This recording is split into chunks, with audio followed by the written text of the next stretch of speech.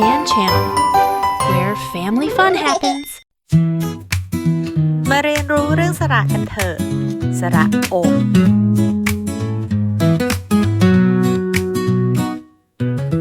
วันนี้มารู้จักเพื่อนใหม่สระโอที่ไงแบบไม่มีตัวสะกดสระโอเสียงสั้นเรียนได้ไม่หมดทุกคนเตรียมจดจำไว้ให้ดีสระโอโอโอโอสระโออยู่นะพยัญชนะตามมาจบด้วยสระอักเขียนง่าย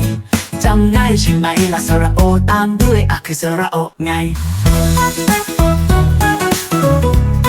คือสระโอไง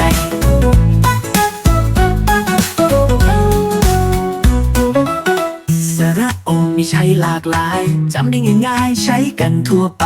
ปอปอแล้วตัวนี้ก็ใช่สระโอนี่ไงเรียนรู้เร็วพลันอโออ่านว่าโอลอโออ่านว่าลอตอโอไม่ตรีอ่านว่าโตนี่คือสระโอไม่มีตัวสะกดไง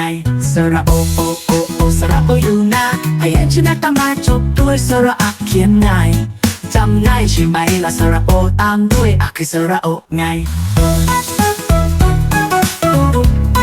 คือสระโอไง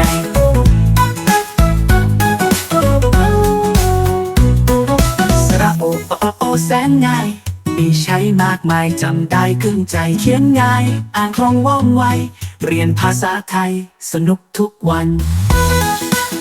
กออกอ่านว่าโกะกออกไม้ตรีอ่านว่าโกะปออกอ่านว่าโปะปออกไม้ตรีอ่านว่าโปะดออกอ่านว่าโดะ